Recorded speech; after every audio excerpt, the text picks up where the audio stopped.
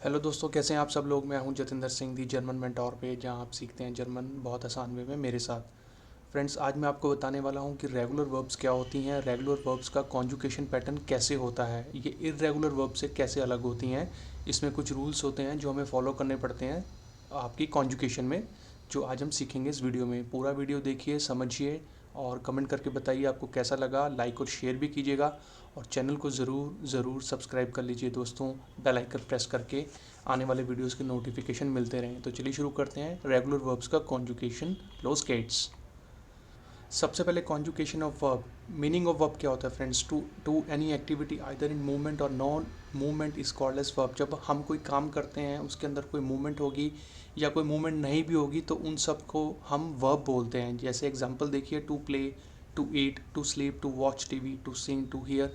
तो ये सारी चीज़ें जो हैं इसके अंदर मूवमेंट हैं, मूवमेंट नहीं है, तो इनको हम वर्ब्स बोलते हैं। ठीक है।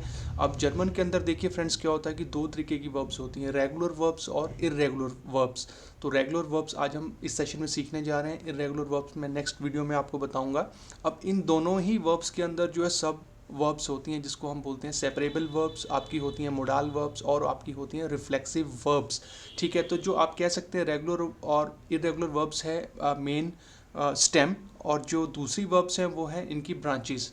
तो सेपरेबल वर्ब्स को हम ट्रेनबारन वर्ब भी बोलते हैं, मोडाल वर्ब्स और रिफ्लेक्सिव वर्ब्स। इंडिविजुअल सेशंस में ऑलरेडी बना चुका हूँ, वो आप देख सकते हैं, उनके लिंक मिल जाएंगे आपको डिस्क्रिप्शन में। आज हम सीखेंगे रेगुलर वर्ब्स का कॉन्जुकेशन पैटर्न। तो चलिए कंटिन्यू करते हैं सेशन को। कॉन्जुकेशन ऑफ रेगुलर वर्ब्स, जिसको हम रेगल मेसिगव वर्बेन भी बोलते हैं, इसको आप एज ए वोकेबलरी नोट कर सकते हैं। तो अगर एक वर्ब है तो उसको हम बोलेंगे दास वर्ब, और बहुत सारी वर्ब्स हैं तो प्लूरल में बन जाएगा डी वर्बन। और इसमें भी एक देखिए टिप है कि जितने भी हमारे आर्टिकल्स होते हैं उसमें जो प्लूरल होगा उसका आर्टिकल हमेशा डी होता है। ठीक है। कॉन्जुकेशन को हम बोलते हैं डी कॉन्जुगासियोन, और there is a fix pattern and rule to conjugate a regular verb in German, जो आज हम सीखने जा रहे हैं।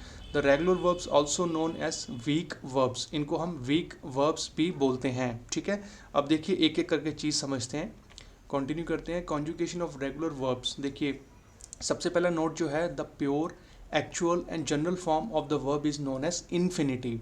तो जब एक वर्ब है उसको अभी हमने कुछ छेड़ा नहीं है, उसको ब्रेकअप नहीं किया, तो उसको हम बोलते हैं उसकी प्योर फॉर्म, उसकी इन्फिनिटिव फॉर्म। एग्जांपल में देखिए, कॉमन, कॉमन अपने आप के अंदर एक इन्फिनिटिव फॉर्म है, इसको भी हमने छेड़ा नहीं है, कुछ ब्रेकअप नहीं किया, इसका मतलब है टू कम। वोनन का मतलब टू लिव, स्टूडियरन का मतलब टू स्टडी, जागन टू से, आर्बाइटन to work, Faran to drive. तो ये अपने आप के अंदर ही प्योर फॉर्म और इन्फिनिटिव जो है इनकी फॉर्म है। नीचे है every verb is divided into two part, stem and ending. अब इसको आप समझिए, देखिए जो स्टेम है उसे हम बोलते हैं वर्ब स्टाम, और एंडिंग होती है एंडोंग। एग्जाम्पल देखिए, कॉमन वर्ब के अंदर जो है ई एन, ये है आपकी एंडिंग, और जो के ओ एम एम जो उसका आगे का पार्ट है, ई एन से पहले का जो पार्ट है वो है उसका स्टेम। उसी तरीके से जागन में जो है ई एन उसका एंडिंग, और उसका जो आगे का पार्ट है जाग, ये हो गया आपका प्रीफिक्स उसका स्टेम। उसी तरीके से और भी वर्ब्स हैं जो मैंने एज ए एग्जांपल जस्ट आपको समझाने के लिए बताई हैं कि स्टेम क्या होता है और एंडिंग क्या होती है। तो बिफोर ई एन वर्ब स्टाम, और ई एन उसकी एंडिंग। अब देखते हैं कॉन्जुकेशन ऑफ रेगुलर वर्ब्स। तो ये नॉमिनाटी में जो वेयर है ये तो आप स्टार्टिंग से ही पढ़ते आ रहे हैं फ्रेंड्स, जो हमारे इश, टू, एच सी एस, वियर, ईयर, जी और जी। इसको भी मैंने जो है आपको जस्ट समझाने के लिए लिखा है कि दो किस फॉर्म में होता है और फॉर्मल या इनफॉर्मल, वो आप देख सकते हैं। अब यहाँ पे मैंने 4 रेगुलर वर्ब्स ले ली हैं। ठीक है। कॉमन टू कम, वोनन टू लिव, ट्रिंकन टू ड्रिंक, माखन टू डू।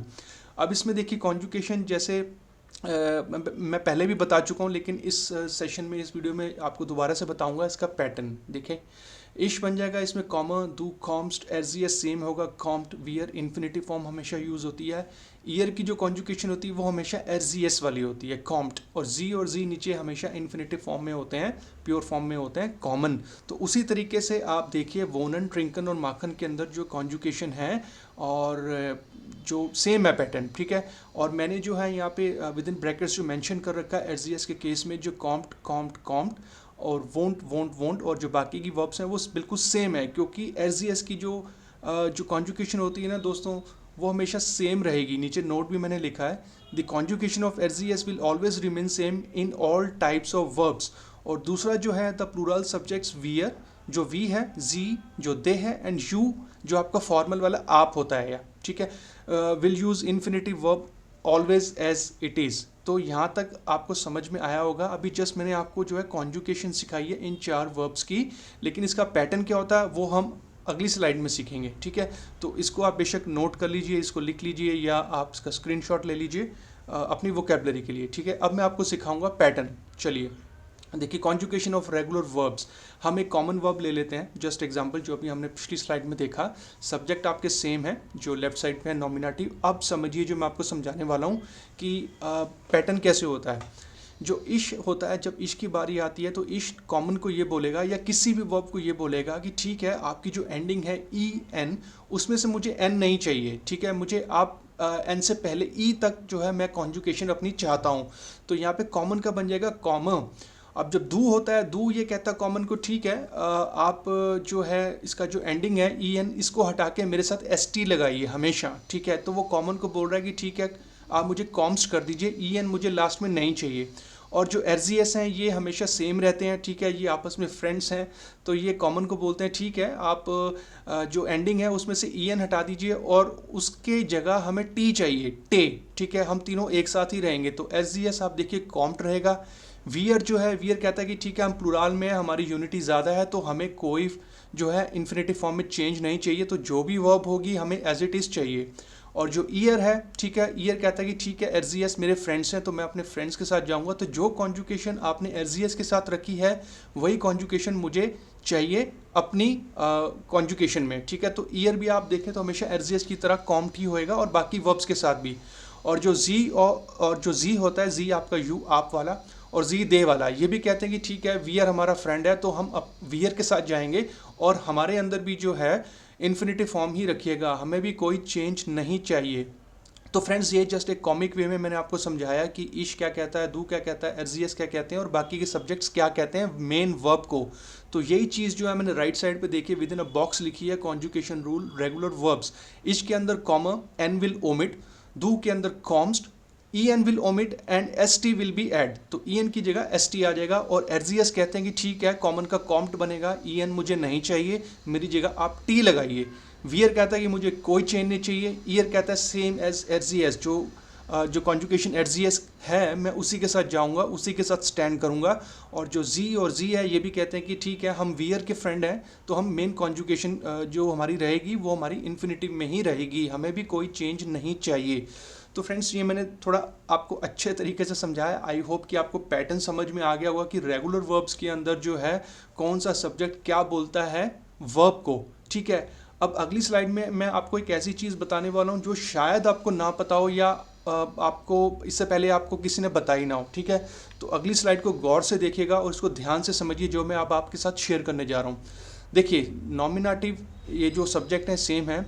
अब देखिए, जो भी वर्ब्स हैं जिनके पीछे टी ई एन जैसे अर्बाइटन और जिसके पीछे डी ई एन जैसे फिंडन, इन वर्ब्स पे आपने ध्यान रखना है क्योंकि इनकी कॉन्जुकेशन अलग होती है सारे सब्जेक्ट में, ठीक है। इस बार ये इश से लेके जी तक थोड़ा अलग बोलते हैं, ठीक है, उन वर्ब्स को जिनके पीछे टी ई एन है और जिन वर्ब्स के पीछे डी ई एन है, ठीक है।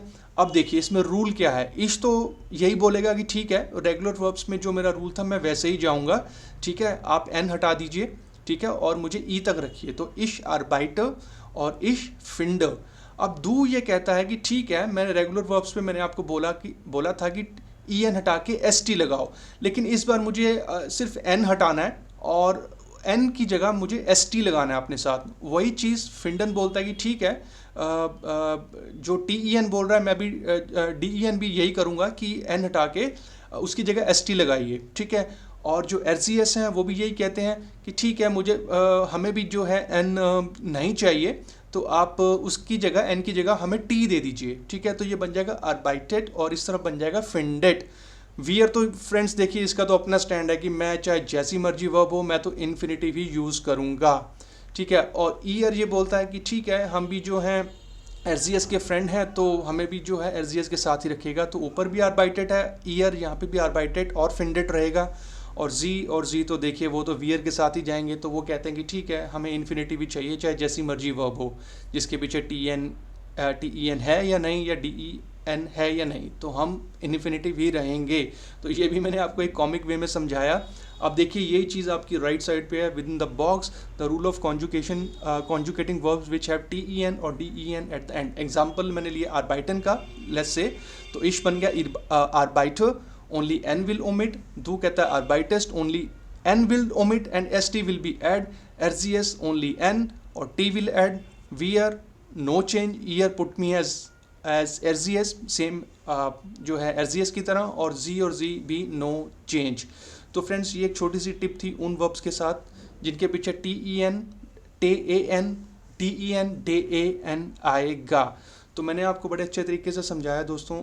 आई होप कि ये सेशन आपको अच्छा लगा होगा। अगले सेशन में, अगले टॉपिक में मैं आपको इर्रेगुलर वर्ब्स का पैटर्न सिखाने वाला हूँ, ठीक है। तो प्लीज़ कमेंट करके बताइए आपको ये सेशन कैसा लगा, ये टिप्स कैसी लगी।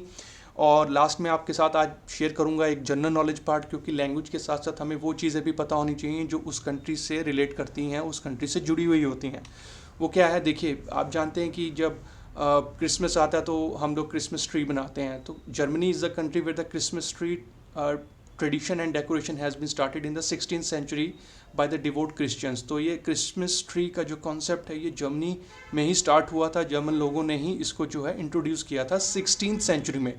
दे started to bring these trees at their homes, वो घर पे लेके आते थे। Some believe that this is the symbol of Christ which is in triangular shape and represents the Trinity. तो ये उनका बिलीव है कि जीसस क्राइस्ट को रिप्रेजेंट करता है और ये खुशहाली वगैरह और ये अच्छे मतलब चीज़ें लेकर आता है। तो ये जर्मनी ने ही शुरू किया था क्रिसमस ट्री का कॉन्सेप्ट। तो फ्रेंड्स ये था आज का सेशन, जनरल नॉलेज और लैंग्वेज कंटेंट। अच्छा लगा होगा प्लीज़ कमेंट करके बताइए, लाइक कीजिए, शेयर कीजिए, सपोर्ट कीजिए, दूसरों के साथ भी जो है रिकमेंड करिए। और लास्ट में आपसे बोलूँगा थैंक्स फॉर वॉचिंग। आपने टाइम दिया, रेगुलर वर्ब्स को सीखा और जर्मन पढ़ते रहिए आपके अपने चैनल दी जर्मन मेंटोर पे। मेरा नाम है जतिंदर सिंह। नेक्स्ट सेशन में मिलूंगा इर्रेगुलर वर्ब्स का पैटर्न लेके। तब तक सेफ रहिए, ध्यान रखिए अपना। बिस बाल्ड, चूज, auf Wiedersehen।